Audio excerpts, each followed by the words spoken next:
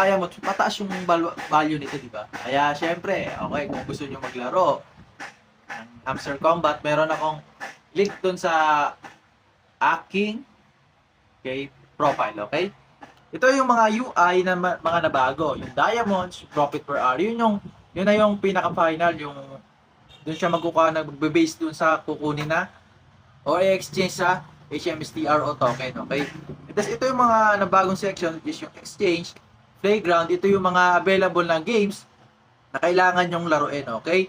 And then yung airdrop, this is your processing season 1, okay?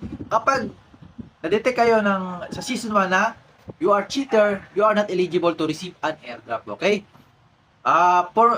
For me, my account is good, healthy. Yeah, I receive airdrop, okay? And then friends, kapag may mga friends kayo available, yun sa earn task yan, need nyo to i-click